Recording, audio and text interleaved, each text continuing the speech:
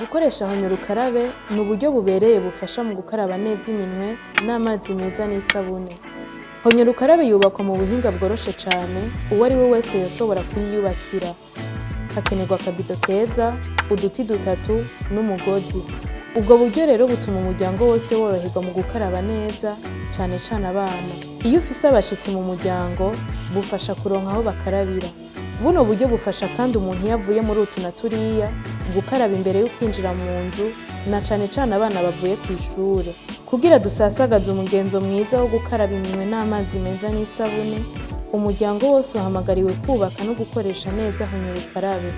Twame twibuka ko isuku, na cane cane ry'iminwe, ariko arahara mu ruganda ntibacura.